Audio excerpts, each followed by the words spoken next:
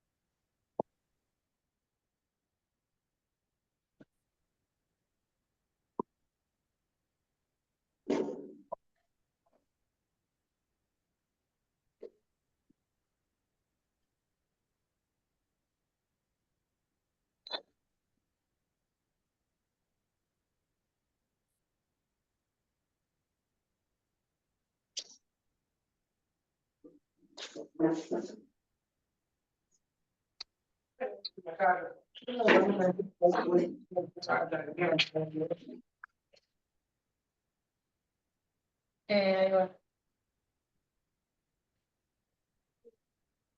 Aveva toccato che c'era le pappe e il panale, sì.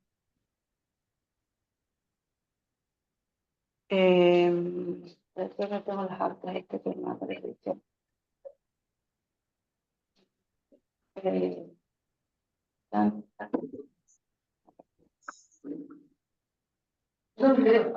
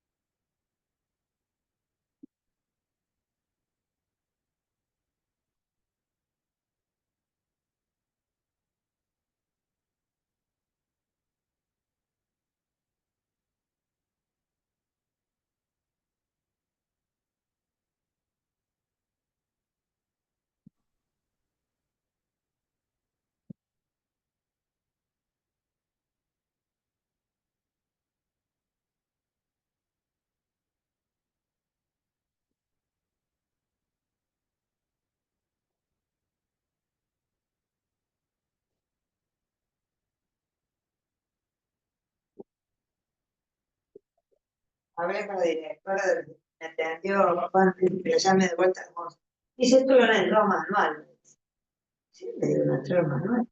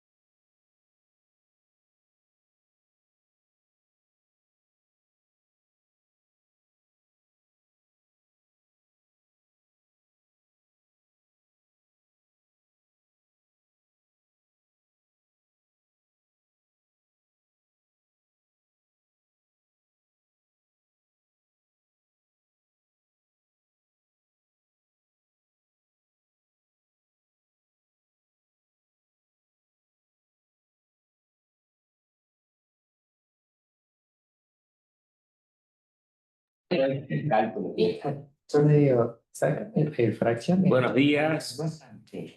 Lo primero que vamos a necesitar es que algún alma caritativa del otro lado de la pantalla nos diga si se oye bien o no, para que larguemos, nos haga una señal o nos mande un chat.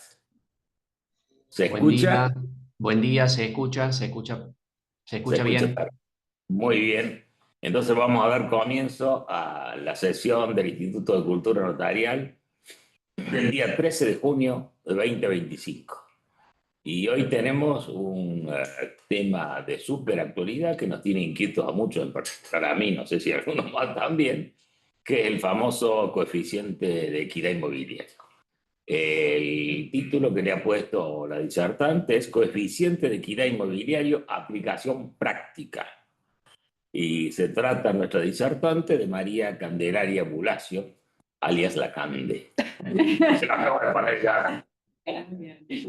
De manera tal que desde ya lo primero que hacemos es agradecer a la disertante, en primer lugar, por ofrecerse a disertar. Y en segundo lugar, por haber elegido un tema de tanta actualidad que no se nos hubiera ocurrido, a pesar de que estamos intrigados, ¿no? De manera que muchas gracias, Candelaria, por haberte ofrecido para esto. Desde ya descarto que va a haber una participación importante por la inquietud que nos ha generado esta institución, bastante que ya tiene su nombre desde hace tiempo, ¿no? Y dejamos entonces a Candelaria que nos termine, que nos comience con su disertación, y luego vamos a hacer un breve debate. Damos la palabra a quien quiera preguntar y quien quiera hacer alguna acotación. Gracias nuevamente y comenzamos. Bueno, buenos días a todos. Espero que se escuche bien. Lo primero que quiero hacer es agradecerle a la escribana Benedetto, que es tan generosa y que nos invita a este espacio, nos ayuda, nos alienta, y en mi caso me ha escuchado particularmente con este tema que me daba como miedito, digamos, largarme sola, así que me he hecho de gran apoyo. Así que muchas gracias. Bueno, la idea de esta exposición de hoy no es tanto como un estudio de un tema de la legislación de fondo, como por ahí estamos más acostumbrados, que uno tiene doctrinas sobre las cuales ajustarse y estudiar, sino que cuando lo pensamos, dijimos, bueno, esto va a ser más bien como un trabajo de campo acerca de este coeficiente de equidad inmobiliario. A ver, digamos, de qué se trata, a ver si podemos esclarecer, digamos, la naturaleza de su aplicación, si es obligatorio o no, y traerlo, digamos, puntualmente a la función notarial, que es a lo que todos obviamente nos importa. Lo que a mí me pareció como interesante, o empezar a hacerlo de manera gráfica, yo les voy a compartir acá la pantalla. A ver si se ve. Sí, bien. Y les traje la calculadora, todo eso. Bueno, nosotros esta herramienta, digamos, a la escribanía nos llega entrando a través de la página Catastro Online. Lo empecé a hacer así, digamos, no dando por supuesto que todos lo hemos visto alguna vez, porque o sea, tal vez sí, todos alguna vez lo hayamos visto, pero tal vez no, digamos, a alguien le da duda cómo acceder. Se entra así, desde Catastro Online, se nos despliega esta pantalla con todos estos datos primero. Lo primero que tenemos que hacer es colocar el número de cuenta o el número de nomenclatura con lo que contemos, y el sistema a la izquierda nos va a desplegar una pantalla con toda la información. Nos va a decir más o menos lo que nos diría un reporte parcelario, digamos, la superficie, nos va a dar la posibilidad de buscar evaluaciones históricas, y en este caso yo me paré, digamos, directamente en la evaluación de 2025, porque es la que nos compete, digamos, en este caso puntual. Y acá, si se fijan, tenemos una evaluación de 1.600.000 pesos, vamos a hablar de números más o menos redondos, digamos, para no perdernos. Y abajo en el último ítem me dice coeficiente de equidad inmobiliaria y me da el índice, ¿sí? Yo lo que traje, digamos, en la calculadora, y porque lo quería mostrar así realmente de manera gráfica, es que si uno multiplica una base imponible que tiene, que va a ser la que me informe el informe de rentas, por el coeficiente de equidad inmobiliaria, un inmueble que tiene una base de 1.600.000 pesos, se nos va multiplicando la base, que es la base imponible por el coeficiente, a un valor de 35.400.000 pesos. ¿Y qué les quería mostrar con esto? Digamos, que no es algo como menor o algo que no es tan, que es suave, digamos. O sea, la diferencia entre una cosa y otra es muy importante. Entonces, me parece no menor en este día tratar de saber si es obligatorio o no la aplicación de ese coeficiente a la base. Y ahora dejo de compartir, a seguir viendo, nos vemos a nosotros. Como todas las exposiciones y todos los colegas todos los colegas que han ido hablando, siempre la inquietud del estudio viene porque a uno le pasa la situación, digamos, o se le presenta una situación donde tiene que tomar una decisión. Nos pasó una vez que hace un tiempo en la escribanía eran los requirentes y nos manifestaban que el precio de una compraventa era menor a lo que a nosotros, digamos, nos daba la base por el coeficiente. Entonces, bueno, yo me aboqué al estudio de decir, bueno, ¿qué hacemos acá? Digamos, o sea, ¿cuál es la decisión que vamos a tomar al respecto? Buscaba un dictamen del colegio, buscaba, digamos, algo que nos diera, digamos, como alguna directriz. Y como no encontré algo tan armado, fue lo que me llevó a armar, digamos, esta presentación. Yo lo delineé, digamos, o lo armé primero dando como un marco dentro del Código Civil y Comercial, como primer marco, digamos, que nos va a regir. Después les voy a hacer como una presentación de cuáles son los entes o los organismos que participan en el coeficiente, digamos, en la creación del coeficiente de equidad inmobiliaria. Y después vamos a tratar de llegar a alguna conclusión y en honor a Escribano Ventura me voy a jugar por una postura, ya que él dice que no hay que ser tibio y hay que dar una postura de todo lo que de lo que uno propone. Bueno, en primer lugar vamos a hablar dentro del Código Civil y Comercial. Y vamos a hablar del precio. ¿Por qué? Porque contractualmente, o sea, lo que yo les acabo de mostrar, el valor de un inmueble se va a traducir en el precio. Eso va a tener, digamos, el precio en su forma de determinación. Entonces nos vamos a ir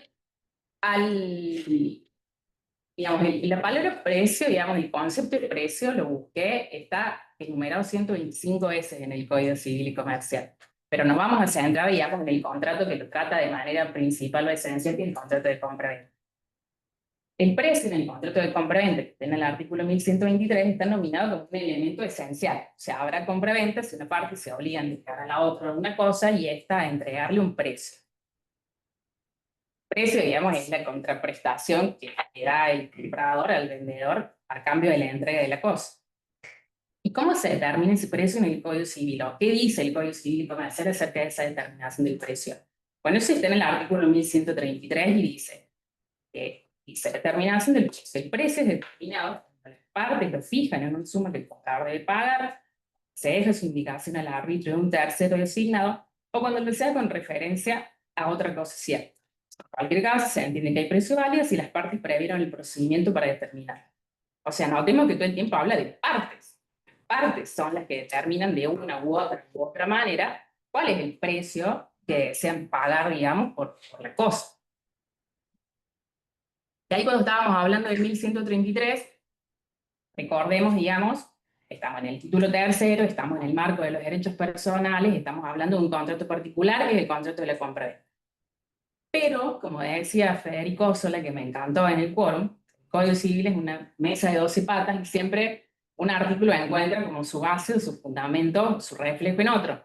Entonces nos podemos ir incluso un poquito más atrás, a la parte general de los contratos, y en el capítulo 1 encontramos dos artículos muy interesantes y muy importantes a este respecto, que son el 958 y el 990.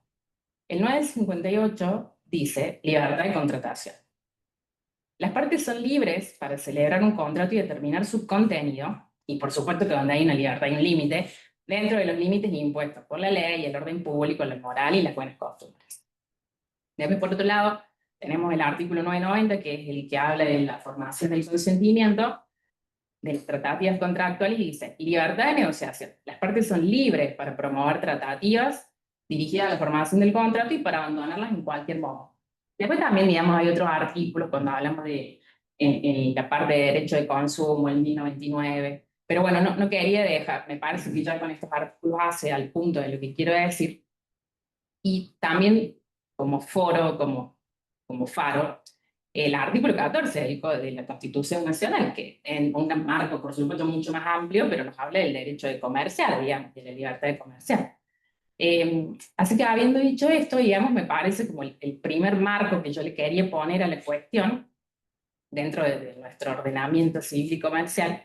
Y ahora lo que voy a hacer es como armar un rompecabezas, digamos, y les voy a presentar cuáles son los organismos, los entes, digamos, administrativos que hacen a la creación o al conjunto de esto que nosotros vemos acá en este mapa, que es cómo se nos informa el coeficiente de equidad inmobiliaria.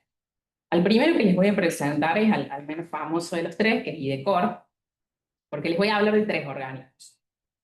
IDECOR, que en realidad no es un organismo en sí mismo, la Dirección General de Catastro y Rentas. Pero vamos a empezar por el menos famoso, digamos, que es IDECOR. IDECOR, la sigla, significa Infraestructura de Datos Espaciales de la provincia de Córdoba. IDECOR no es un organismo, sino que es un programa de vinculación de organismos. Fue creado por el decreto 1075 en el 2013, está coordinado por el Ministerio de Economía y Gestión Pública, acá de la Secretaría de Ingresos Públicos, y cuando yo me puse a estudiar, digamos, o sea, su constitución, su razón de ser, en cualquier decreto, siempre en los vistos, uno puede apreciar, digamos, para qué se creó algo. Y de lo que nos habla, cuando arranca, digamos, el decreto, nos habla como de la importancia de contar con información geográfica estandarizada, que está en creciente demanda, dice, tanto por entes, digamos, por organismos públicos como los agentes privados. Entonces, a lo que apunta es a estandarizar y a brindar información geoespacial. Y habla de la importancia del acceso oportuno a la información y dice, para conocerla, evaluarla, adquirirla, integrarla y usarla para tomar decisiones. Cuando yo empecé a estudiar o interiorizarme con IDECOR, yo quería ver como que si me encontraba algo, como que me hablara más de lo coercitivo, de bajadas de línea, de directrices, o me encontraba con otro tinte, que fue un poco más lo que me encontré, porque ahora se los voy a contar, de algo que tuviera más bien como una idea de ser algo que nos brinde información. En los principios, entonces, que están en el artículo 2, nos habla que IDECOR tiene como principios la coordinación y la difusión, entre otros. O sea, por supuesto que yo de cada cosa que les voy a ir contando tomé lo que hace al tema de hoy para no hacerlo tan extenso. Pero habla de que tiene como principio la coordinación entre los organismos involucrados en la producción y uso de datos geoespaciales para llevar adelante tareas de coordinación y atender a las distintas demandas de productos y servicios. Y el otro principio es la difusión, para que todos estos datos geoespaciales estén disponibles para todos los sectores de la sociedad. ¿Sí? Y en los objetivos que tiene, que están nominados en el artículo que sigue, que es el artículo 3, bueno, refleja un poco esos principios, o sea, coordinar, informar, para que la información geoespacial llegue, digamos, a la sociedad toda de manera estandarizada. IDECOR fue creando distintos mapas y distintos relevamientos de información con un montón, digamos, de otros organismos. En el 2018, por ejemplo, se crea el Geoportal de base, relieve y catastro online. Y llegamos a lo que nosotros queremos llegar, que es el mapa que les acabo de mostrar, que se llama Mapa de Valor de la Tierra Urbana 2023. Entonces, esto se desarrolla en el año 2023 entre la Dirección General de Catastro de la provincia de Córdoba, IDECOR y la Facultad de Ciencias Exactas y Naturales. Y les traje un dato de color que IDECOR dice que es el mapa más visitado que tiene y que ha crecido, digamos, en este último tiempo en un 600% en cantidad de visualizaciones. O sea, que es algo que se está mirando, digamos, no es una herramienta que no está logrando su efecto de difusión, porque sí lo está logrando.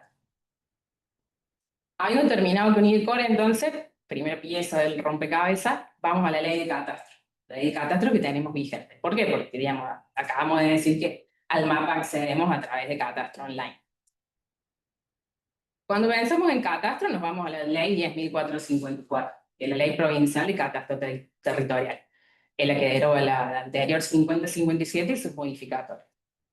¿Y qué establece? La ley 10.454 establece aspectos de catastro territorial en general, o sea, aspectos como el marco institucional, sistema de información territorial, y aspectos en particular, que es la unidad de registro catastral, el régimen de registración parcelaria, el régimen de las evaluaciones, que es lo que vamos a ir a vuelvo a repetir, digamos, de cada ley yo he ido tomando lo puntual que hace al tema de que nos compete hoy. En el artículo 7 de la ley 10.454 nos habla sobre la competencia de la Dirección General de Catastro. Y entre ellas nomina dos que a mí me parecen muy importantes. El inciso G, que dice determinar o actualizar y modificar la evaluación fiscal conforme a las pausas establecidas en la presente ley. Y la otra es contribuir a la elaboración de la infraestructura de datos geoespaciales de la provincia de Córdoba. En su artículo 16, la ley de catastro nos habla del estado parcelario. Y dice, son elementos de las parcelas y subparcelas, que no nos vamos a poner a definir en este momento qué es parcela y qué es subparcela, pero dice, les repito, son elementos de las parcelas y subparcelas y los divide en dos. Por un lado están los elementos esenciales de las parcelas y subparcelas, que es la ubicación georreferenciada, los límites en relación con las cosas jurídicas que les dan origen y las magnitudes que las definen geométricamente. Y los elementos complementarios de una parcela o subparcela son la evaluación fiscal, los linderos y su nomenclatura catastral. Y nos continúa diciendo el artículo. Estos elementos, bueno, constituyen obviamente el estado parcelario del límite. Los elementos esenciales, digamos, hacen a la cosa inmueble y son propios de su naturaleza territorial y solamente pueden ser, digamos, determinados, modificados, verificados mediante un acto de levantamiento parcelario. En cambio, los elementos complementarios responden a la naturaleza catastral de la parcela y pueden estar determinados, modificados por el organismo catastral de acuerdo a lo dispuesto en la presente ley. Y después, la ley de catastro sigue avanzando hasta el título tercero, que a partir del artículo 32 nos habla específicamente de las evaluaciones, o sea, de cómo se determinan las evaluaciones, de cuál es el sistema de mejora, de cómo se denuncia la evaluación. O sea, catastro tiene todo un título que está destinado a establecer claramente cuáles son los métodos por los que le va a dar la evaluación al inmueble. Ya terminando un poco con la ley, en la finalidad, en el artículo 42, dice que dentro del catastro territorial tiene las siguientes finalidades y como un punto al final dice dar a conocer la riqueza territorial en términos económicos y su distribución, brindando una base cierta e idónea para la distribución equitativa y proporcional de las cargas tributarias que involucran a los inmuebles, determinando la evaluación fiscal. Entonces, hasta acá ya hablamos de IDECOR, hablamos de catastro, pero todavía no llegamos al coeficiente, digamos, todavía no hemos hablado de dónde nos sale el último apartado, que es el coeficiente de equidad inmobiliaria. Entonces nos vamos a tener que ir a la última pieza, que es la ley 6006, el Código Tributario.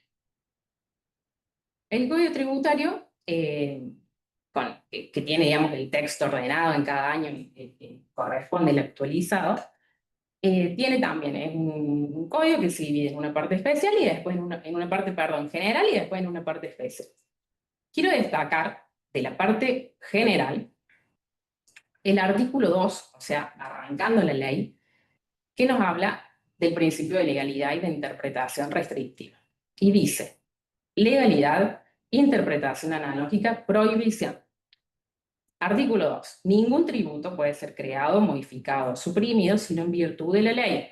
Solo la ley puede definir el hecho imponible, indicar el contribuyente, determinar la base imponible, fijar la alícuota, fijar infracciones, etc. Y dice, las normas que regulen la materia anteriormente enumerada no pueden ser integradas por analogía.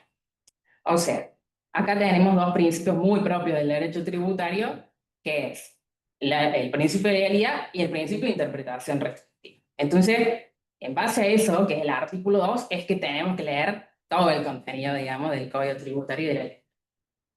En el artículo 19, que es el título segundo, digamos, de la ley, cuando nos está hablando de los organismos de administración fiscal, obviamente define en primera instancia la Dirección General de Rentas. En el artículo 20 le da las funciones que le corresponden. Y llegamos ahora sí al libro segundo, a la parte especial del Código Tributario, al artículo 189. Entonces, donde nos está hablando del primer tributo que nomina, digamos, el Código Tributario, que es el impuesto, perdón, inmobiliario. Impuesto inmobiliario. El artículo 189, que regula el impuesto inmobiliario, dice que por todos los inmuebles ubicados en la provincia de Córdoba se pagará el impuesto inmobiliario con arreglo a las normas que se establecen en este título, que estará formado por los siguientes conceptos. Un básico que surgirá de aplicar sobre la base imponible las alícuotas que fije la ley impositiva, y al impuesto así determinado se le aplicará el coeficiente de equidad inmobiliario 6, que para cada inmueble en particular se establezca.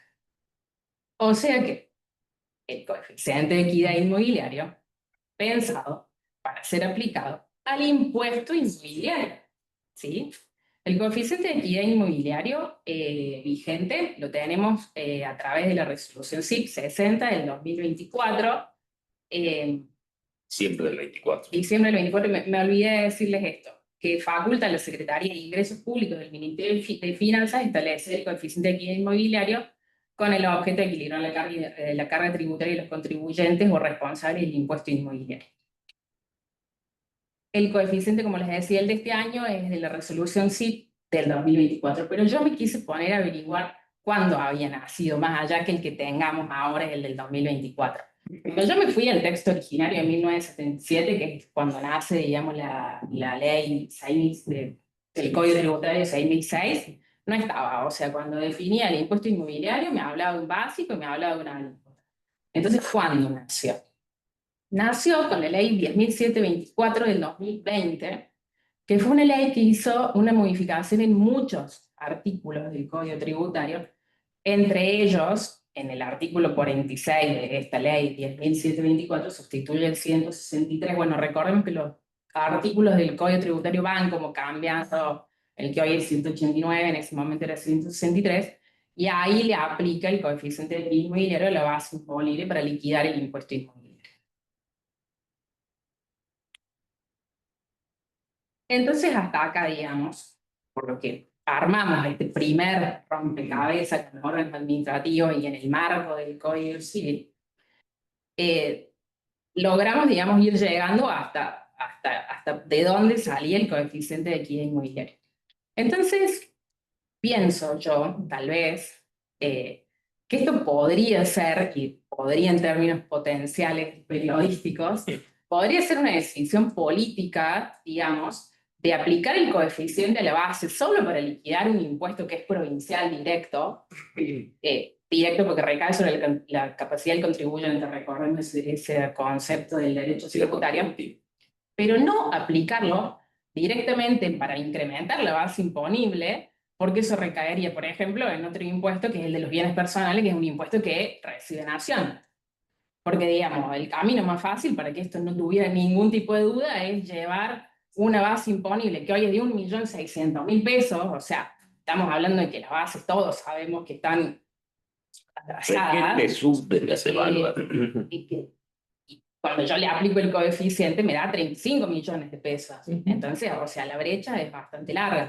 Entonces, bueno, podría ser, digamos, lo dejo ahí en un término de potencialidad, de por qué, digamos, no se le termina decidiendo terminar con esta discusión y aplicárselo a la base y bueno. Entonces, ahora vamos con nosotros, digamos, o sea, en nuestra función notaria, en la escribanía en la que nosotros estamos todos los días. Nos podemos parar de una o de las dos veredas, digamos. Por un lado, pensar que es un índice obligatorio y pararnos, digamos, en esa tesitura. Entonces, bueno, vienen las partes, me dicen que están por hacer una operación inmobiliaria, que quieren vender un inmueble, que el precio es más alto que el coeficiente por base, listo, ningún problema, avanzamos, escrituramos, perfecto. Pero ¿qué pasa? Si las partes lo que me manifiestan es que el precio es menor a lo que a mí, mirando en mi sistema, me da coeficiente por base. Yo seré el que sujeto o el que condiciono esa libertad, digamos, de contratación. Ahora se me ocurren, por ejemplo, varias situaciones. Estamos en la audiencia notarial y nos dicen, bueno, sí, escribana, pero el inmueble está deteriorado. Entonces, por eso vamos a pagar un precio menor al que posiblemente es un precio de mercado. Entonces, me tengo que ir a hacer un acta de constatación que nadie nunca me requirió, digamos, ir en contra de la oficiosidad con la que yo tengo que, digamos, sin requerimiento, ir a hacer un acta. O en el caso que me digan, vaya y haga el acta, le pedimos que vaya y haga el acta. De repente eso va a quedar relacionado, digamos, en la escritura de compra y venta. Sí, no, dejo la pregunta, digamos. O sea, ¿quién se para desde la idea de que esto es un índice obligatorio? O situaciones incluso que ni siquiera son constatables, o sea, una sociedad conyugal que se está liquidando, que está en el marco de una liquidación y que entiende que no está vendiendo a precio de mercado, pero prefiere ganar tiempo y de repente negocialmente le sirve y ni siquiera hay una posibilidad de constatación. Hablábamos con María cuando terminamos de darle forma a la exposición que para pensar que algo es obligatorio tiene que haber una sanción de su incumplimiento, digamos. O sea, para que yo piense en una conducta obligatoria, yo tengo que estar sancionado por no cumplirla. Yo lo que encontré, a ver, en el Código Tributario, los escribanos estamos nominados por nombre y apellido, en el artículo 38 y 39, cuando habla, digamos, en el título tercero de los sujetos obligados de la obligación tributaria, nos nombra, digamos, somos agentes de retención, somos agentes y dice que el cumplimiento de todo, de las obligaciones tributarias que que los escribanos autoricen el ejercicio de su función, quedan solidariamente obligados con el contribuyente. O en la ley, por ejemplo, 683 de procedimiento de procedimientos fiscales, perdón, en el artículo 6, nombra como responsables solidarios a los agentes de retención y establece multas en caso de que uno no deposite lo que retuvo. Pero no habla, digamos, de esto puntualmente, de no aplicar, digamos, un coeficiente. Entonces, vámonos a la otra vereda, digamos. Supongamos que no lo vemos como obligatorio, pero sí que lo vemos como una herramienta de información. ¿Y por qué yo acá adelanto y spoileo que me paro, digamos, en esta tesitura? Porque lo que a mí me permite como escribano este índice es tener una herramienta más de información acerca de lo que podría ser un precio razonable, un precio justo, si se quiere. En el Código Civil y Comercial no tengo un artículo que me diga, que me nomine precio justo, que legisle sobre el precio justo. Lo encontramos en una nota, el artículo 943 en el Código Civil, en ocasión de que se está hablando de la elección enorme o enormísima, y dice, la ley romana concedió acción sobre el vendedor para rescindir la venta si hubiese sufrido lesión en más de la mitad del justo precio que valía la cosa vendida. Y entonces, a ver, pensando como en términos de contrapunto, si no hay un precio justo, hay un precio vil. Pensado precio vil, digamos, como un precio significativamente inferior al valor real de la cosa. Y si ya nos vamos a pensar en un precio vil, empezamos a entrar en el pantano de la patología, digamos, de las situaciones. O sea, donde hay un precio vil, aparece ya la idea de simulación, la idea de lesión, y sin ánimo como de entrar en los puntos de lleno, pero ¿qué es la lesión? Está legislada en el artículo 332 del Código Civil y Comercial. Hay lesión contra una parte explotando la necesidad de habilidad o inexperiencia de la otra, obtiene para sí o para un tercero una ventaja patrimonial evidentemente desproporcionada y sin justificación. La doctrina me gustó un concepto que encontré de la doctora Aida Kamelmacher de Carlucci. Dice que la lesión es un concepto que responde al principio de justicia contractual, que no se trata de castigar al más astuto, sino de prevenir, digamos, al más débil. Si no, digamos, o avanzando, nos podemos ir a los conceptos de simulación, digamos, donde hay una cláusula que sea insincera. Y la ley, bueno, nos habla del artículo 3, del 333 al 335, nos habla sobre la lesión, sobre la simulación, sobre sus efectos de simulación. Yo, por ejemplo, para terminar como de completar esto, me puse a buscar jurisprudencia donde se hable de precio vil. Encontré, por ejemplo, en una sala de Buenos Aires, en una sala de Córdoba, y dice, el precio vil es aquel que es notoriamente inferior al valor real de la cosa vendida. Es un precio absolutamente insuficiente en relación al precio real de lo vendido, o bueno, cedido, que era en este caso, y constituye un fuerte índice de existencia de simulación. Después la otra jurisprudencia que encontré nos dice, hay un elemento objetivo que debe destacarse, es una desproporción notable. En palabras de la doctrina, exagerada, anormal, excesiva, chocante, grosera. Entonces, digamos, amparado en todo lo que dijimos recién, en el principio de legalidad e interpretación restrictiva propio del derecho tributario.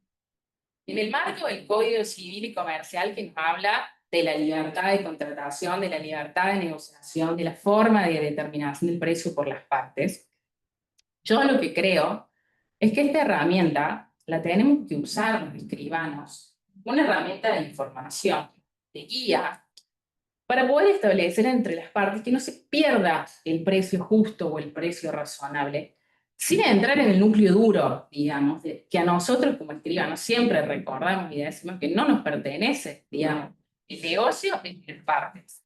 Pero sí nosotros somos encargados, digamos, de brindar un documento lleno, digamos, de legalidad, de validez. Entonces, corriéndonos de ese lugar de núcleo duro del negocio, sí creo que el escribano tiene que estar bien informado en cada caso puntual de qué podría considerarse un precio razonable para evitar que esto, digamos, devenga o prevenir una patología. Muchas gracias.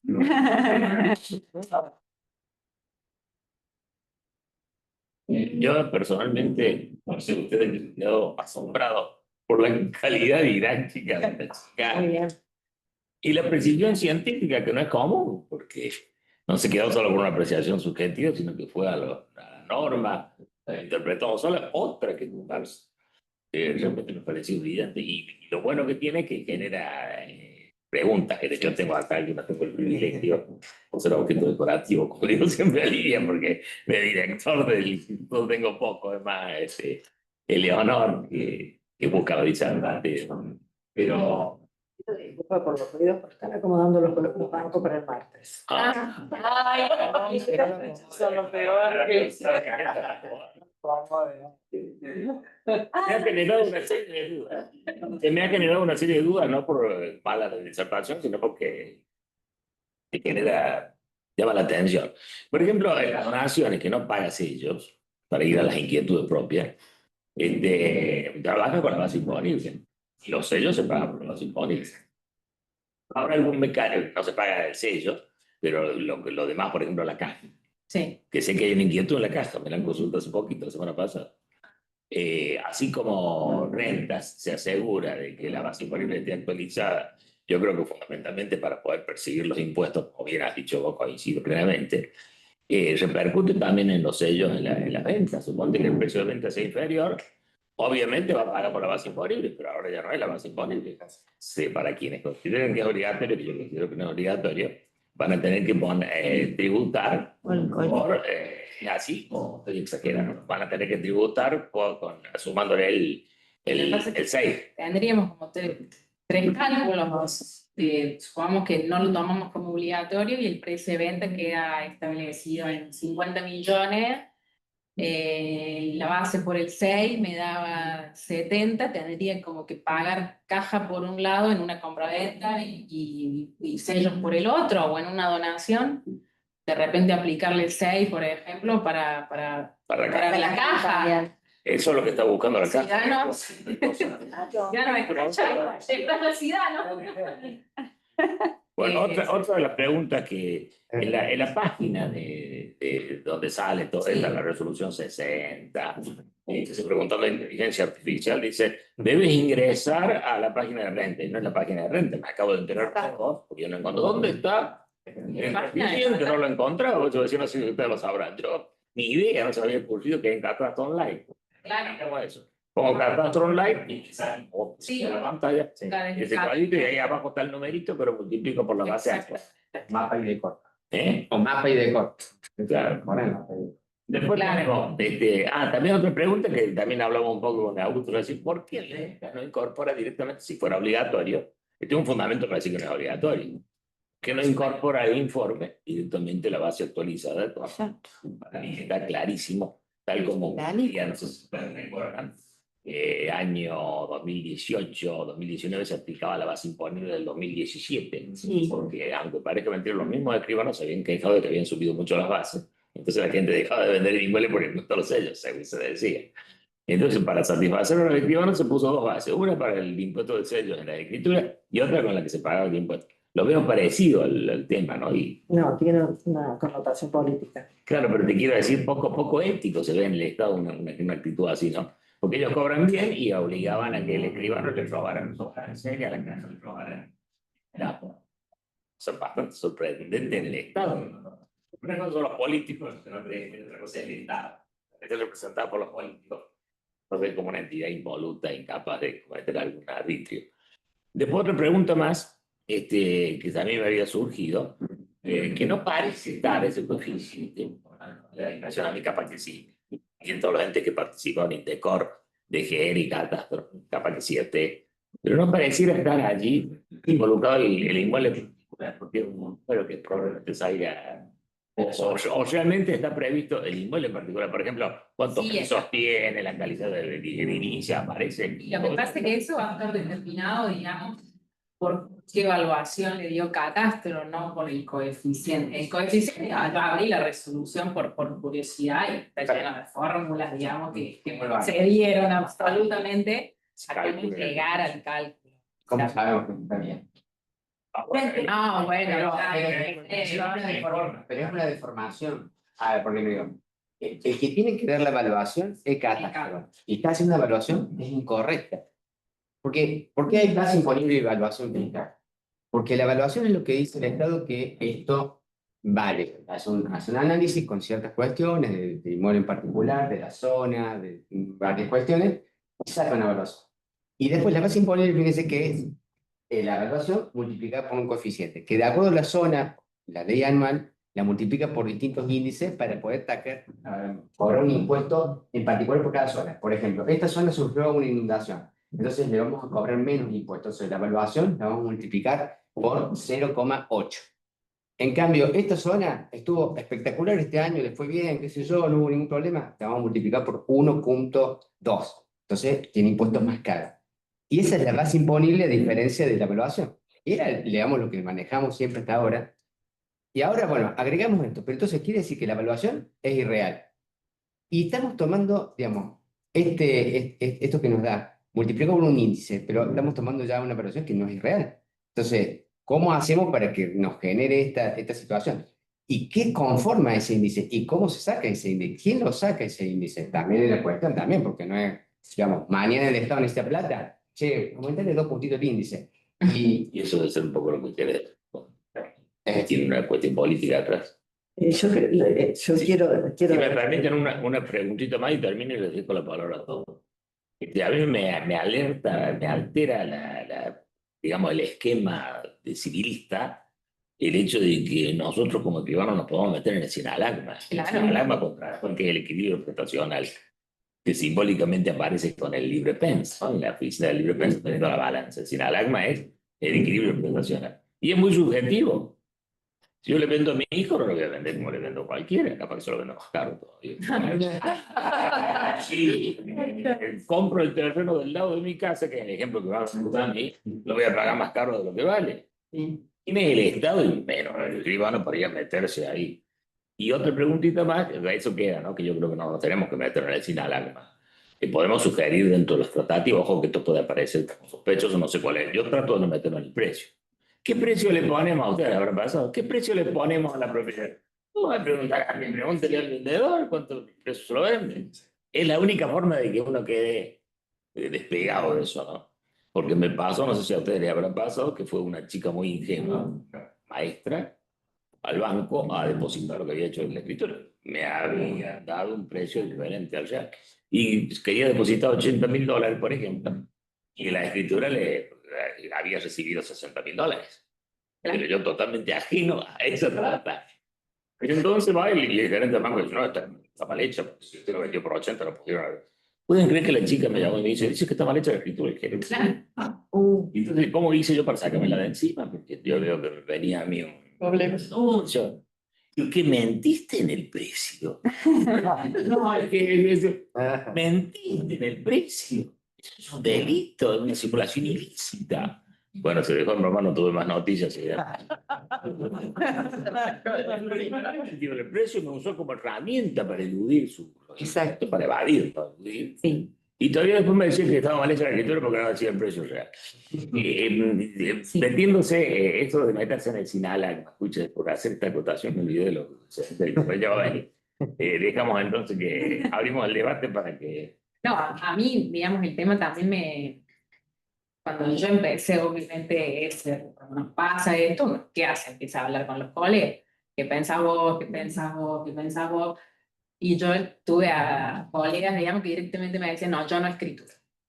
Entonces, fue ahí donde más me siento, hay que estudiarlo para poder esclarecerlo, digamos, para saber de dónde sale ese ¿En tipo qué de caso la escritura? Cuando el precio era más bajo. Claro, cuando no le daba el cálculo, digamos, que coeficiente por O sea, base. que lo obligaba a vender por un precio determinado. Exacto.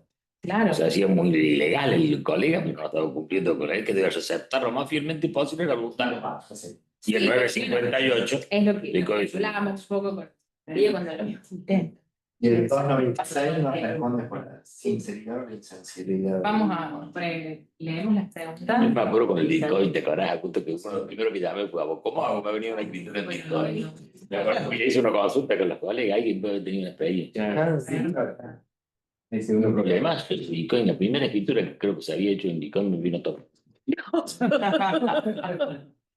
Creo que en cierta manera le decían, También estaba el CEDARS, eso de tenían las empresas. Sí. Las empresas tenían CEDAR o algo así. Y son- creo que parece el, nos metemos a veces en cosas que no nos corresponden. pero igualmente me parece que me parece importante que lo dice de que es una herramienta de información, con Sí. esto de consentimiento informado que existe en todos los ámbitos de la vida.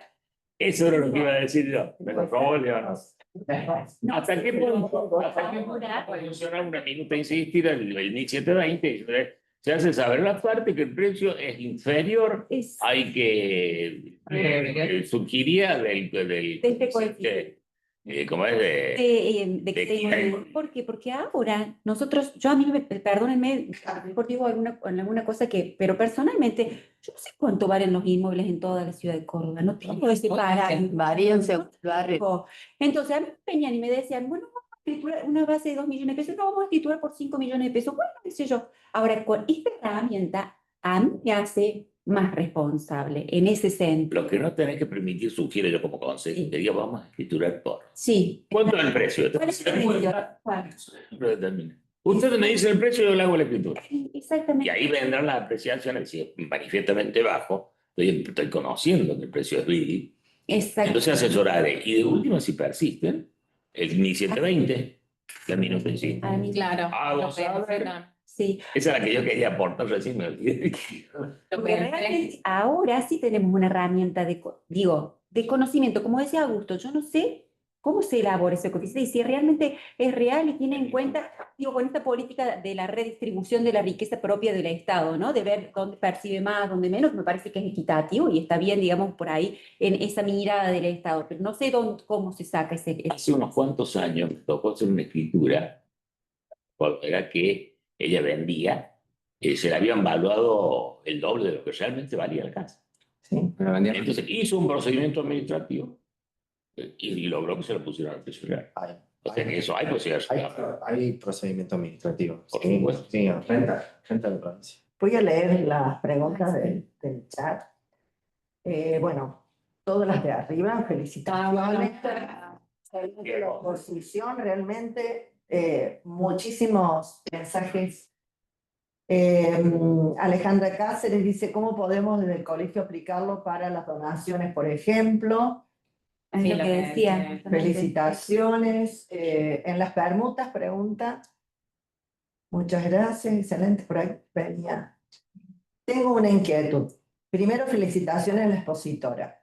Adhiero en todo lo planteado, pero como colegiados, ¿estamos obligados de un coeficiente que el mail del propio colegio se aspiraba a incorporarlo al BID o hacerlo en cierto modo obligatorio? en el sentido de un parámetro común a aplicar. Y aquí estamos escuchando al doctor Ventura que acaba de enterarse dónde se busca. ¿Cierto? Creo que creo y me hago cargo de lo que digo, que algunos aplicamos una cosa y otros claramente no, pero que los mails institucionales no son claros al respecto. Para Pegan con colegio. todo. Precio, Arturo. Igual festejo el debate para quienes participamos, que estemos en la misma página. No, yo creo que no es vinculante. Ese es No, seguro que no. No es El tema es, vinculante. Yo siempre el tema es me que he- esto no aplica, sí. siempre me he volcado por manifestar, y lo he dicho en mis clases, y lo he dicho en el consejo, y creo que acá cuando se están refiriendo al tema del BIR, se ha hecho un trabajo en otra gestión, no precisamente desde nosotros, porque yo no hice nada al respecto. Siempre lo he dicho que lo que nosotros tenemos, y esto tampoco es vinculante, lo que es vinculante. Y lo dice la presidenta. Siempre digo que lo que hay que tener cuidado, y se los informan los requirentes, es el tema del precio vil. De allí en más, las consecuencias son cuando tenemos un precio vil en una escritura pública. Y el precio vil no está determinado por un porcentaje específico. Si nosotros leemos las notas de Vélez, en las notas de Vélez ya establecía como precio vil, que me encantó leerlo, hay que hacer un cálculo para determinar el porcentaje, como lo decía Vélez, pero en el código de Vélez establece un 59 y tanto ya considerado como precio vil. Pero tenemos jurisprudencias que establecen que el precio inferior al 70% ya es precio vil. Entonces, ese es el problema que nosotros tenemos que tener en cuenta, inclusive cuando uno pide una evaluación. Casualmente, una señora que fue a consulta me dice que querían arreglar con los herederos, a ver quién le compraba a quién, y todo. Pues, le dijeron, el que le hizo la evaluación, le digo, dice, esta es la evaluación que te hago, pero si vos lo vas a querer vender, te van a pagar menos que esto. Entonces, cuando estamos pidiendo una evaluación, ¿por qué? Porque empieza a jugar la oferta y la demanda en una compraventa. Entonces, no siempre cuando pedimos una evaluación nos va a dar exactamente para que nosotros tengamos en cuenta que ese es el verdadero valor del inmueble. Claro. Yo considero que Pero vos son parte de necesitarías la- una evaluación por pericia. Que... Sí, Ah, sí. hablar de evaluación. Claro. Tasador, Sí. digamos, Es sería. tasador, exactamente. Tasó el valor del inmueble y fue claro, este es el valor, pero si vas a venderlo, posiblemente te paguen menos que lo que lo estamos pagando.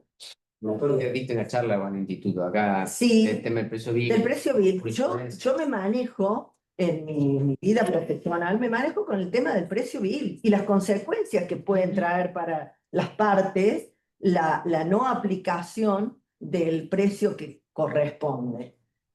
Considero que si se estableciera el BIR es otra cosa porque está dentro de la normativa que vos habías manifestado, pero el BIR no está establecido. Y Otro riesgo es caso de nulidad del contrato, se Claro. tienen que restituir las partes. claro, Y eso ha habido varios casos. Uno me tocó protagonizar a mí porque entró un coche a la vivienda y se hundió, quedó a la altura de la capota del piso, la capota del auto. Se deshace el contrato por un vicio reditorio. No había mala fe, no sabía el dueño que estaba en todo hueco el garaje. Y a la hora de la devolución del precio se armó el lío. claro que sí, porque el precio es el que está establecido en la escritura. Eso sobre todo me parece uno de los riesgos más grandes. ¿Seguro? Claro. Y después, bueno, cuando yo hablo de la importancia que tiene el tema del precio vil, si de repente tenemos una situación de quiebra, un periodo de sospecha, y estamos en un precio muy inferior, no se considera compraventa. Eso es obvio. También. Entonces, También. tiene sus consecuencias. Sus vericuetos, como dicen en el campo. Exacto, pero la normativa, bien como lo dijiste vos, habla del BIR.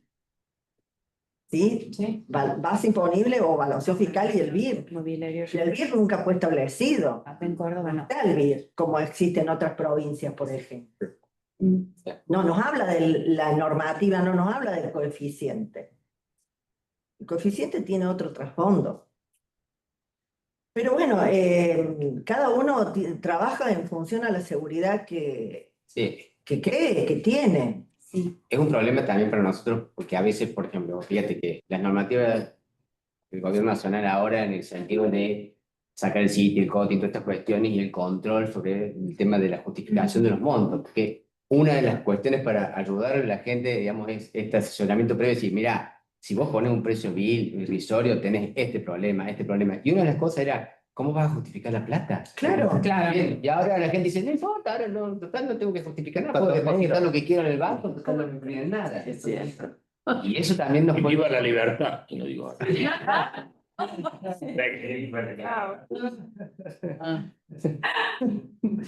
viva la arbitrariedad. Sí, es difícil. Perdón, ¿podrías? Mariana Lani. Sí, puedo aportar buenos días. Está Mariana Lani. Está. Mariana. ¿Qué tal? Buenos días a todos. Primero felicitar a Candelaria porque realmente fue impecable la exposición. Nosotros veníamos escuchando hace rato de este coeficiente, pero todo lo que nos contó Candelaria no lo teníamos nosotros en conocimiento. Así que realmente ahora sí, uno puede empezar a entender también un poco más sobre esta nueva, no es imposición, pero bueno, sobre esta nueva sugerencia que nos hacen respecto de utilizar el coeficiente. La versión extraoficial del nacimiento de este coeficiente va de la mano de esta pelea que existía entre nación y provincia respecto de la coparticipación de impuestos. Entonces, dicen que acá en Córdoba le encontraron la vuelta dándole nacimiento a este coeficiente. Y bueno, esta semana justo tuve un caso y justo aplica lo que dice el doctor Ventura, hasta dónde nosotros podemos afectar, digamos, este sinalagma, este acuerdo que hay entre las partes. Me llama una chica de Estados Unidos, yo estoy en la Francia. Acá los inmuebles son inmuebles de poco valor por lo general. Y esta chica me decía que ella está viajando de Estados Unidos con la intención de venderle a una vecina una propiedad que es de ella y de su familia. Toda su familia ya vive en Estados Unidos hace muchos años y tienen la bendición de que les ha ido muy bien. Entonces ella me decía que esta vecina por la cual ella y sus hermanas tienen un cariño, la única forma que tiene de acceder a un inmueble es que ellas le vendan el inmueble que era de su familia, que está, digamos, acá cerrado hace muchísimos años. Y me decía, cuando hablábamos del precio de venta, me decía, la realidad es que se lo vamos a vender por $10.000. Entonces le digo, bueno, mira, el coeficiente de caída inmobiliaria me dice que por lo menos serían $50.000. Busquemos una tasación de un inmobiliario. El inmobiliario hace la tasación por 40. Pero yo decía, la realidad del acto es que se lo van a vender por $10.000. Hay que Entonces, relatarlo en la escritura. En la claro, escritura yo hay que decía, poner todo esto que ha contado. una declaración jurada, pensaba yo, insertar en la escritura, donde ellas manifiesten todo esto, que en virtud de tratarse, no sabía si hasta qué punto estaba ensuciando o no la escritura, pero verdaderamente me parece importante, a raíz del precio vil, decir, bueno, realmente que ellas manifiesten todo esto que ya me contaron, que en virtud de que es una amiga de la infancia, que por esta relación de cariño y demás, que ellas quieren hacer esta venta por este precio, porque no le encontraba realmente vuelta de cómo hacer para escapar al tema del coeficiente, que lo tengo ahí clarito y que me está marcando, y tengo una tasación además que me dice que sale 40, por lo cual lo único que se me ocurría era insertar como una declaración jurada en la misma escritura. Pero fíjate vos que si podés hacer una donación con el único riesgo de las legítimas, mirá si no vas a poder hacer una venta más barata de lo que sale. Por eso, aclarando que se trata de una liberalidad parcial, como le llama la doctrina, le baja el precio, una liberalidad, se lo donaría, pero no podés, algo necesitas tener. Entonces se lo abaratas, nadie te puede decir nada. ¿Y una donación qué pasaría? Los herederos podrían cuestionarla, pero nada más. Y el banco no se lo va a aceptar como garantía. Pero Yo nadie pensaba, te cuestionaría.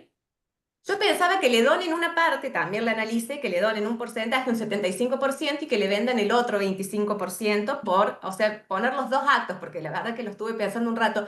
Pero la realidad del acto, que en esto digo, yo prefiero, no Una me gusta liberalidad mentir. parcial. Es una Eh, liberalidad parcial.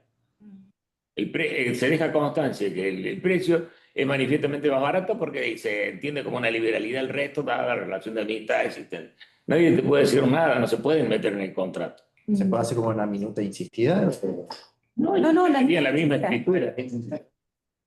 No pueden decir absolutamente La nada. justificación. La liberación de contratación del 958 únicamente te hiere cuando va en contra del orden público y la voluntad no va en contra del orden público. Por eso te decía yo que el sinalagma tiene mucho de subjetivo. Hay que precisarlo para que no se sospeche nada más. Que es la verdad. Es que tal cual, yo lo que quería reflejar en la escritura era la verdad. Decir, bueno, realmente el precio es 10.000 y hay una cuestión subjetiva que determina que el precio sea ese y no el de mercado.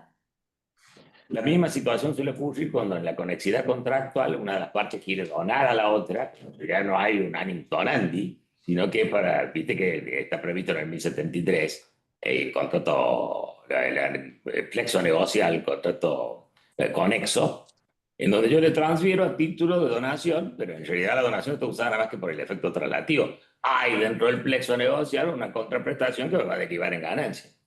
Eso si lo aclaras, no te pueden después ni siquiera los hijos venir a reclamar, me hirió la porción legítima, ¿me explico? Por eso que es importante que la escritura, creo yo, sea completa y que diga todo absolutamente la verdad. Se van a ser el que se oponga el que va a tener que probar. Pero usted Claro. que hubo un aprovechamiento. Y eso vale ser judicial, porque todo lo de la elección subjetiva y la simulación es judicial, no es notarial. Como comparto, como dice Lidia, que hay que prevenir, evitar, por ese dicho de los españoles, ¿no? Escribanía abierta, juzgado cerrado. Entonces, Claro, eso tratar de pensaba yo, prevenirlo, eso. pero no llegar al extremo de meternos en el sinalagma, me parece una exageración. Te sigo leyendo la Y aparte de la sinceridad de... Que responde. ¿Qué exposición tiene el escribano ante la UIF con el BIR? No está. Sigo leyendo. ¿Qué se sugiere hacer en los casos en que el índice da un valor mayor al precio que las partes declaran? ¿Debo justificar cómo? ¿Podemos como escribano exigir valuación? ¿Cómo que el precio? ¿Qué se sugiere hacer en los casos que el índice da un valor mayor al Claro. precio que las partes declaran? ¿Debo Bueno. justificar cómo? ¿Podemos como escribanos exigir valuación? Eso es un Y eso notariado como lo- judicial. Nosotros estamos notariado latino, eso es judicial. La próxima. Excelente exposición y súper claro. Cuando los requirentes expresan un precio bajo, ¿consideran que es suficiente expresar el motivo con el que las partes deciden ese precio? Tengo una carita dispuesta. Por ejemplo, ¿cómo manifestó la colega en caso de deterioro o el caso de disolución de la sociedad conyugal? O sea, dice si es suficiente expresar el motivo. Puede ser útil. Él recién decía compañía no me anime, lo que decía usted. Con respecto a las permutas, está previsto en el Código Tributario. No sé si lo está preguntando María Inés o estás afirmando. Semisum.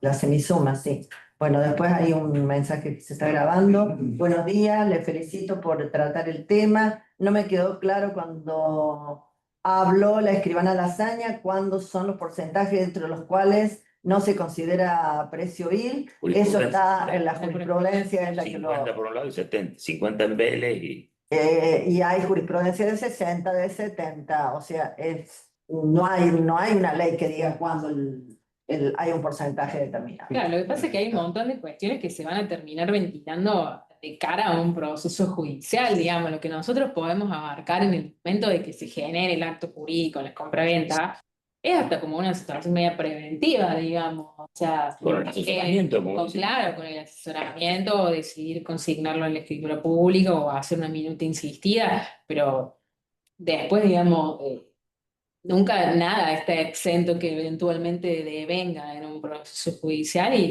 y creo que eso excede, digamos, al ámbito propiamente notarial, digamos. Notariado judicial nos pasa.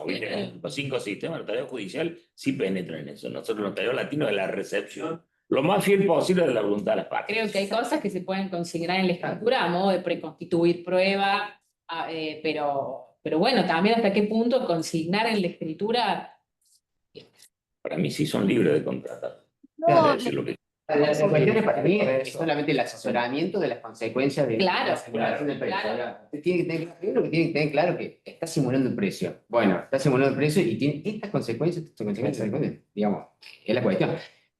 Ahora, por supuesto que también en nosotros, después, como decía el Gabriel que le pasó, digamos, en el caso este, sabemos que cuando las consecuencias se van a venir sí o sí porque uno los ve. O sea, sí, a ver, para decirte, le estás comprando a una persona muy mayor que capaz que se muera mañana y van a venir los herederos a quejarse de que te aprovechaste el papá, ¿no? No pones un precio, digamos. entre gallos y medianoche, dice. ¿Viste? Sí, sí, A ver, entre gallos y digamos, medianoche. vos también, digamos así, che, para un minuto, yo la veo venir. Sí. A veces la gente no ve. Bueno, a veces el otro día, por ejemplo, hacía una operación con varios condóminos, ¿no? Que eran muchos. Entonces, digo, bueno, vamos a hacer por esto, pero vamos a hacer un poder, digamos, irrevocable, por las dudas se me muere alguno. No, ya no está matando. Bueno, es que yo veo acá Claro. muchas veces que Claro. pasa, digo, y acá tenemos que salir a hacer las declaraciones de heredero. Entonces, la gente a veces se asusta cuando uno le dice las cosas y dice, sí, se pueden morir mañana. Sáquele la ecuación. Acá tengo una manito levantada. María Inés Márquez, ¿estás allí? María Inés. Y ahí te la estoy viendo yo, pero está sin. Me parece que ha quedado la manito sin A querer, ver, como pasar. pues dice, ¿Cuál será? Levantó la mano. acto mixto 1544, debe ser por lo que hablaban de donación y Ah, artículo 275 lo establece. La Yo ley puedo hacer parcial. una consulta que es Lucía Antonicelli. La del gato, la chica del gato. ¿Está Lucía? Ahí está. ¿Qué pasó con el gato, Antonicelli? Antes no. ¿Te escucha bien ahí? Perfecto. Ah, bien. Bueno, yo quería hacer, bueno, primero felicitar a la expositora, excelente la charla, y yo la estaba esperando por lo menos, porque siempre me surgen muchas dudas y no sabíamos, bueno, por ahí cómo actuar. Y justamente esta semana me llegó una consulta de unos clientes que son clientes míos, pero iban a hacer la operación con otro escribano. Resulta que es una venta de un campo muy grande, que lo tienen en venta hace un montón, no lo pueden vender, bueno, ahora les surge un comprador. El precio real de la venta era por algo de 600 millones de pesos. Cuando van a la escribanía del comprador donde iban a hacer la operación, el escribano les dice que ellos solamente podían escriturar por 850 millones, o sea, porque ese era el precio que les daba el índice. Entonces, y yo, obviamente sin querer hablar mal del otro escribano ni nada, le digo, mira, si el precio real es este, el precio real que se tiene que colocar en la escritura es lo que es el precio real. Porque Cuadradito. no queremos... Me asombra Sí. el conflicto, porque obviamente los amos y señores del negocio son las cosas. Hay que hacer el artículo 958. El Claro. 958, la única excepción que pone es la moral, las buenas costumbres y el orden público. Y ninguno de esos tres factores están en juego dentro de la voluntad que puedan tener las partes del precio que lo venden. yo creo Lo que pones a 800.000 y no te aparece ningún comprador. Entonces pareciera ser que el escribano está sugiriendo mentir, poner un precio más alto para no tener problema él luego después que venga la wifi y sospeche de él o que venga Claro. el derecho penal tributario a decirle algo. Es una cosa bastante bochornosa. Tiene la obligación de prestar el servicio por el artículo 11 de la 4183 y los amos y señores de la contratación son las partes, comprador y vendedor.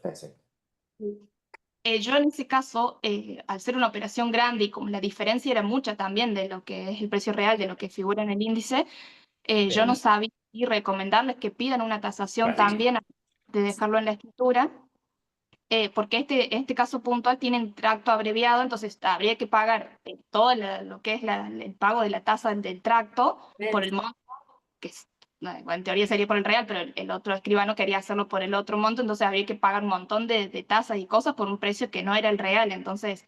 Sí, bueno, pero se tendrían que adjudicar primero para no pagar tan alto, porque por ahí se adjudican por la base imponible, pagan tasa y caja por la base imponible y después venden. sí, Eso yo es también- práctica. Habría que analizar que les salga más barato que se adjudiquen primero y después vendan. Si Sale está más barato la... lo que dice Nanini, sale más barato lo que dice Nanini y no es evasión, es elusión. Es decir, que es legal. Que cuando los precios son muy altos, Antonichelli conviene. Adjudican primero y se economizan la famosa tasa. Lo que hablábamos con la escribana Benedetto cuando le terminamos de dar forma a esto, era como que, bueno, yo me había dado cuenta que el trabajo estaba muy encarado hacia las partes, digamos, hacia no meternos en el sinalagma, hacia la prestación de servicio de los terceros, pero ella me decía, bueno, pero y nosotros, digamos, o sea, porque está bien, nosotros cuidamos el sinalagma, no nos metemos en el negocio jurídico, perfecto, ok. Pero después, respondemos, digamos, tenemos una responsabilidad, ya sea, no sé, funcional, ya sea este año que estamos con el tema de las auditorías de la UIF, ya sea en el marco del derecho penal tributario, ya sea en el marco de la ley de procedimientos fiscales que leía. Creo que de ahí viene como el miedo o el temor o la reticencia de lo que acaba de decir la colega, que el escribano de repente dice, no, hay que escriturar por 800, Nada, es que no sea... eso equivale al policía que no quiere evitar un asalto porque le van a pegar un tiro. No, Hay que jugarse por la función es nuestra. que no debería. Hay que jugarse por la verdad. La escribana Márquez hace referencia, dice, no se puede, es por el 275 del Código Tributario. La duda le produce por el 275 del Código Tributario. No lo tengo lo podemos buscar. Aparte No nosotros lo damos, tengo, yo tampoco. Ley 6.006. nosotros damos autenticidad de las declaraciones y manifestaciones, no de la sinceridad de las Por declaraciones. supuesto que si nos pasa un elefante nos vamos a dar cuenta. El caso del precio irrisorio, el precio vivo. Exactamente. Claro. Pero De ahí a meternos. justamente ahí está el asesoramiento. 275. Este caso que acaba de contar Antonichelli es realmente sorprendente. Te Bueno, obliga a poner un precio más alto. Las cámaras inmobiliarias, la cámara Y a inmobiliaria, nosotros no lo vende a ese precio alto. claro, la cámara inmobiliaria ha hecho una fuerte dedicación al tema del coeficiente y hoy todas las inmobiliarias están con el tema del coeficiente y coeficiente y coeficiente. Por eso también van muchas inmobiliarias, muchos representantes de las inmobiliarias y corredores martilleros con el tema del coeficiente. No, escriban, usted tiene que aplicar, bueno, tiene que aplicar. A ver, Increíble. Pero eso es también porque se han acostumbrado a que el escribano le diga que a ver, entonces. es que yo sugiero que todos hagamos así. Ustedes me dicen el precio y yo sé. Dice otro caso acá plantea, más allá de lo que dice el artículo 958, muchas veces la gente viene y dicen que vende por 2 pesos y eso no es real. Ah, bueno, Creo que esto se da en el 90% de las escrituras y el coeficiente es lo que nos permite tener una herramienta para profundizar. Claro. Antes no era imposible sobre el precio de todas las propiedades. Luego sigue escribiendo, debe ser la misma persona, pero es Pero coincide plenamente con Por lo que otra dijo. parte, el colegio firmó un convenio con el colegio de corredores. No entiendo bien al final si cambió la visión de las autoridades del colegio o si no, en qué quedó ese convenio. no conozco el convenio que se firmó con... El 275 del Código Tributario sí es la semisuma. Yo también. En las Ahí, no, Yo también me acuerdo de foto. estaría la foto del convenio, pero no Es una de las bases disponibles. Claro, dice, el 275 por el que estaban consultando, dice, en las permutas se liquidará el impuesto sobre el semisuma de los valores permutados, a cuyo efecto se considerarán, 2 puntos. A, los inmuebles por el valor de la base imponible, el valor inmobiliario de referencia establecido por la Dirección General de Catastro, o el valor asignado por las partes de todos, el que fuere mayor. El BIR no está. Claro. El BIR no está regulado. Entonces nos queda base imponible y el precio de las partes. Sí, precio. De Claro, todas no, maneras, ahí, digamos, jurídicamente no hay tantos problemas, porque aunque tienen ellos el valor y el valor sea irrisorio, es una permuta, una cosa por la otra. O sea que supuestamente si digamos, los valores son equivalentes, Claro. no habría drama en ese sentido con una lesión enorme, por ejemplo. Claro. Porque, no. Cosa por cosa, claro. Exacto. Es muy buena la acotación, ¿sí? ¿Cierto? Exacto. Yo creo que es una herramienta para tener una información, para tener eso de que las personas no se abusen con esta cuestión, digamos, cuando la gente viene, digamos, pidiendo hacer escritura por 2 pesos y decir, che, ¿sabes en todo el problema que te estás metiendo por hacer esto? Porque, digamos, te salta, muchas veces nos salta a la vista, aunque no tengamos el índice, ¿no? Sí. Porque vos lo transformás en dólares y decís, una propiedad por ese monto en dólares, no. Lo compro yo. Claro, y después, bueno, ahí viene el asesoramiento nuestro, porque nosotros también lo que queremos evitar es que el día de mañana haya problemas. El otro día estaba haciendo un boleto y la gente quería pagar todo el precio, digamos, en el boleto y no dejar nada de plata para pagar en el momento del escritura. Digo, mira, conviene dejar algo de saldo, porque después puede venir un problema, un embargo, algo. Digo, ¿y qué vamos a hacer cuando salga un embargo y tengas que pagarlo? ¿Quién lo va a pagar? Entonces, eso es por la práctica que uno tiene, la experiencia, que sí, bueno, esto comúnmente. Entonces, ahí está el asesoramiento nuestro, decir, bueno, che, espera un minutito, te abusé, mirá, no sé cuál será el precio real, pero esto evidentemente no es, y podés tener este problema, aquel problema. Entonces, No, aparte con la caja de juego que tenemos es la base imponible que no nos ayuda tanto, digamos, en esto del justo precio, porque nadie podría considerar hoy que un inmueble sale un millón de pesos, digamos. el principal problema que tenemos es con las donaciones. Las donaciones, por ejemplo, cierto. La Sí, es caja verdad. se está desfinanciando esa cuestión. Y la caja tiene problemas con eso. Sí, Yo no voy a- Bueno, pero a ver, que hubiera un régimen puramente administrativo, donde la caja por un motivo puntual te dijera a los fines de las donaciones, lo que el escribano va a pagar de aportes es la base por el 6. Pero bueno, ya es una cuestión como interna, me parece, también pasa- notarial de caja. También O sea, pasa con el dólar, la caja, que los dólares lo cotizan en el momento y en realidad debería actualizarse en el momento de bueno, la... es una cuestión previsional de lo que Sí. se gana. O sea, que no tiene que ver con beneficio, con los bienes, negocio. Pero así como digo, vuelvo a repetir, me parece que es un elemento, me parece que estaría bueno que le diéramos el lado positivo, digamos, en cuanto a que nos ayuda a ver cuál es el valor real y compararlo con lo que nos dice la parte y ver, che, ¿es verdad este precio es real o no es real? Que tengamos una herramienta nosotros para, por ahí para ver, para poder, digamos, no manejarnos con la base imponible que son tan irreales y los precios de ellos que por ahí no sabes si son reales o no. Digo, bueno, una herramienta para asesorar, como decís vos, Sí. doctor. Lo que pasa es que Tenerla de lo que esta tenemos que manera. buscar es que las evaluaciones de datos sean Sí, reales, tal no cual. que después tenemos que salir un índice para usarlos. ¿Me permiten Sí. terminar de leer? Sí. Yo creo que la escribana Márquez dice, primero me dijo muchas gracias, y yo creo que habrá que justipreciar los inmuebles mínimos en el coeficiente para las permutas. Es su apreciación. Vuelvo a leer por la cara de Augusto. Yo creo que habrá que justipreciar los inmuebles mínimos en el coeficiente para las permutas. Eso opina la escribana Márquez. Repito, dice la escribana Balbo, aplaudo el debate, felicitaciones, y adhiero a casi todo lo expuesto. Lo que me sorprende es que las reglas que muchos, y ahora viene paréntesis, y creo hablar no solo por mí, creíamos que era lo debido, de pronto sea absolutamente desconocido por los expositores, coeficiente, convenio, todos estamos de acuerdo con el 958 y el precio BIL, pero se sembró cuasi una postura a tomar colegiada que resulta no ser tal. No entiendo. Yo tampoco. Yo pensé honestamente que Lidia. estamos todos en la misma línea. Tener el coeficiente como parámetro no era exigir e imponer el precio a la gente, pero sí como parámetro. Totalmente coincido con quien está hablando. Adhiero a los últimos comentarios de los colegas y yo lo que quiero decir es que apliquemos el derecho, apliquemos el Código Civil, apliquemos convenios, no convenios, lo que sea, apliquemos el La derecho. lógica pura. En síntesis.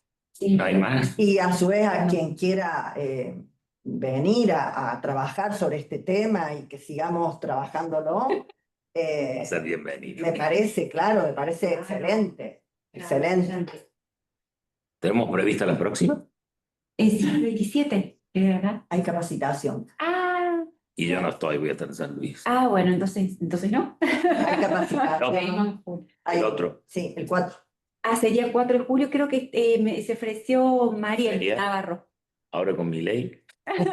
¿Eh? Ah, Día de libertad. Va a estar, y bueno, ahí hicimos un trueque, parece que está Mariel Navarro hablando de algo de relativo, propuso como primera aproximación el tracto abreviado y yo le sugerí hablar de las tasas, Nico. Además, le digo, por favor. O sea, el 4 de julio. Casi diferente, Sí, tracto abreviado, digo, bueno, ver la posibilidad de también ver todo el tema esto de justo, siempre sale el tema de retención de las tasas, de la casa, de abogados y esas cosas, y bueno, por ahí siempre genera dudas, siempre. Bueno, Ahí está. damos por terminada entonces esta sesión del día 13 de junio y nos estaremos viendo el día 4 de julio. Con una disertación para precisar que se les pasará el temario en su oportunidad. Muchas gracias por la presencia física y la presencia. El agradecimiento también personal y en representación del instituto, la disertante que realmente comparto con todo lo que se ha dicho ahí. Ha sido extraordinaria y utilísima la información que nos ha brindado. A mí me ha desajado una barbaridad.